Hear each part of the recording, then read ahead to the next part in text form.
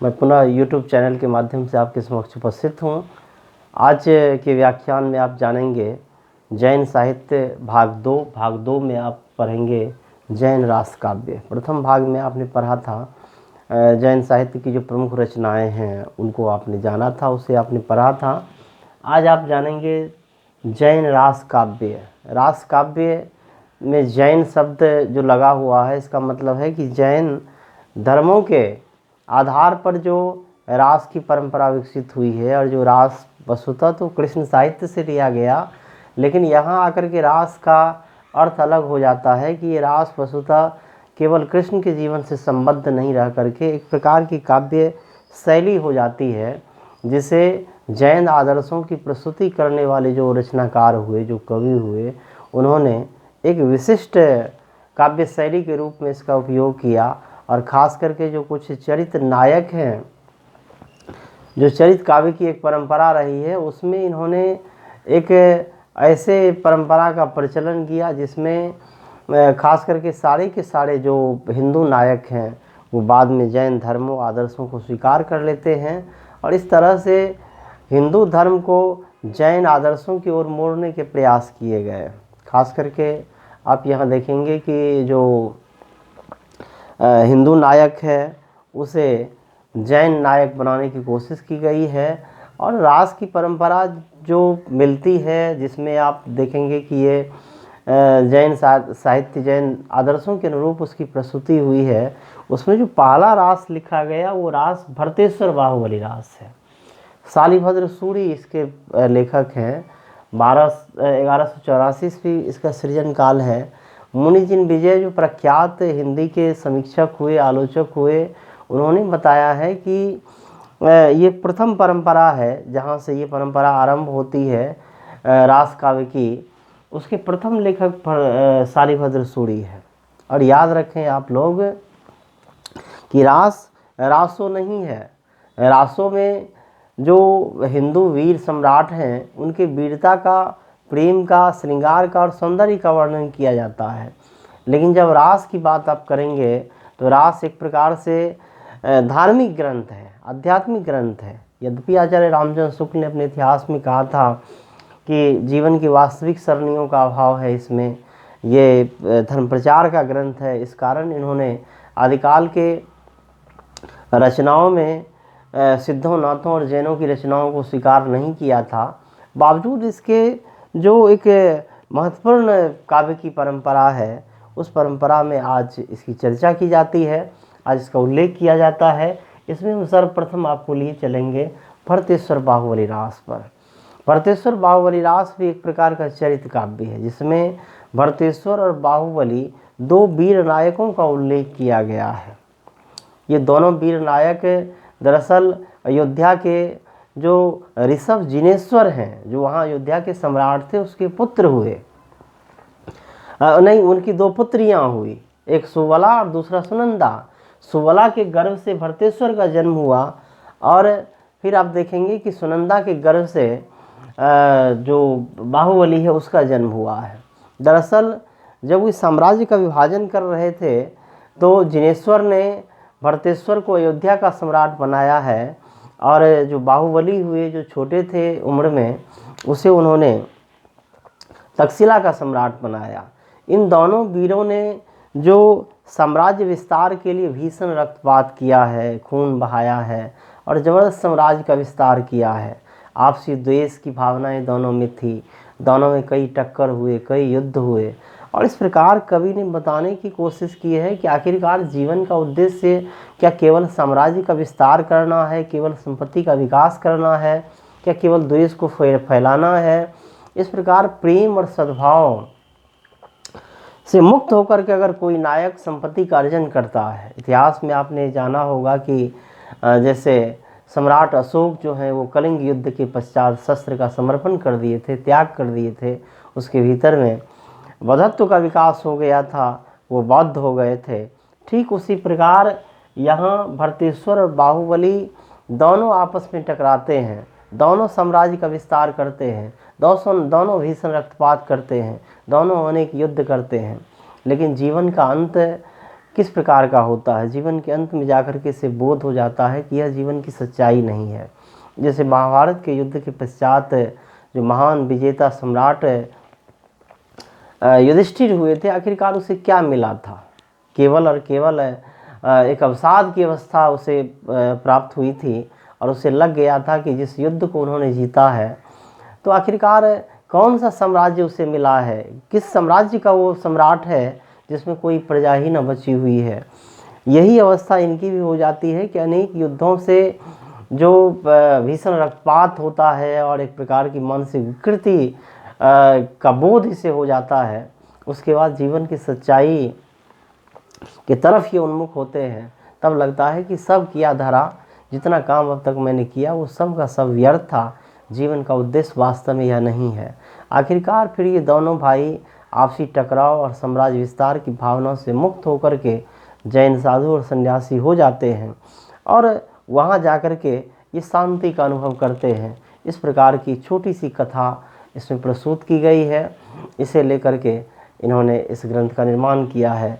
ये जैन रास काव्य परंपरा का पहला ग्रंथ कहलाता है।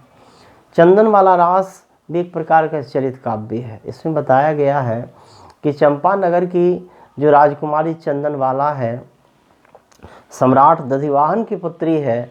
जब कौशाम्बी का सम्राट ने उस पर आक्रमण किया था, उसके राज्य पर अर्थात चंपानगरी पर जब आक्रमण किया था, तो उसमें तो सारा का सारा साम्राज्य ध्वस्त हो गया और आखिरकार जो चंदनवाला जो 3 वर्ष की केवल राजकुमारी थी, उसे उसके मंत्री ने उठा लिया और ले जाकर के एक सेठ के हाथों बेच दिया।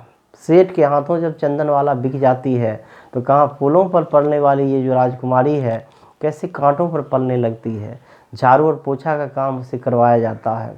जीवन बहुत विचित्र सा हो जाता है और वो इस प्रकार से कैसे जीवन की गति बदलती है, कैसे जीवन में सुख और दुख का आगमन होता है, इसे कवि ने वहाँ दिखाने का प्रयास किया है। और चंदनवाला का ज़बरदस्त संघर्ष इसमें दिखाया गया है कि चंदनवाला न केवल सेठ की पत्नी की दासी हो जाती है, वरन जब चंदनवाला 13-14 वर्ष की होती है तो आखिरकार अनेक जो पुरुष हैं उनके नज़रों का शिकार हो जाती है। अनेक पुरुष उसके शोषण का प्रयत्न करते हैं और चंदनवाला आखिरकार अपने सतीत्व की रक्षा के लिए रोज रोज लड़ती है, संघर्ष करती है। अंत में जब एक दिन भी उसे रहना बड़ा मुश्किल हो गया था, लगा था कि यहाँ वो सुरक्षित नहीं है, तो फिर जाकर के वो एक रात के अंधेरे में वहाँ से निकलती है और फिर लगता है कि कहाँ जाए। जिस प्रकार आम्रपाली को केवल बुद्ध का शरण ही मिला था, आम्रपाली को लगा था कि जिस समाज में हम जाएंगे लौट करके वो समाज हमारा सम्मान नहीं करेगा। अगर हमारा सम्मान कहीं हो सकता है तो महात्मा बुद्ध के शरण में ही हो सकता है। ठीक उसी प्रकार चंदनवाला समाज में नहीं लौटती है, किसी पुरुष को स्वीकार नहीं करती है, विवाह नहीं करती है, गृहस्थी नहीं बसाती है, बल्कि वो जैन सन्यासिनी हो जाती है, शांति का अनुभव करती है। इस प्रकार जो हिंदू नायिका है, जो हिंदू राजकुमारी है, उसे जैन सन्यासिनी बनाने के प्रयत्न यहाँ भी दिखाई पड़ते हैं, जिससे स्पष्ट होता है कि इन कवियों ने जैन आदर्शों और धर्मों का व्यापक प्रचार यहाँ भी किया है। अगला जो ग्रंथ है उसे देखेंगे कि स्थूलिभद्र रास।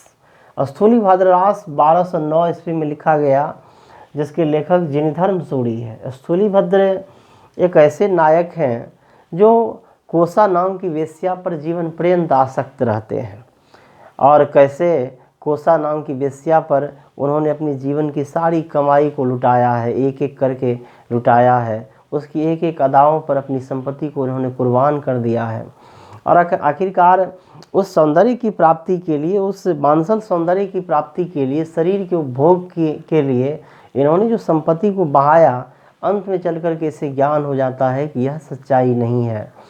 लेकिन इसे फिर लगता है कि आखिरकार जाएं तो जाएं कहाँ, जीवन तो इस प्रकार से विकृत हो गया है, इस प्रकार से वासना में पूरा संपूर्ण जीवन संलिप्त रहा है, तो कौन सा मार्ग हो सकता है हमारे लिए जो हमारा उद्धार कर सकेगा, जो हमें आत्मिक रूप से शांति प्रदान कर सकेगा।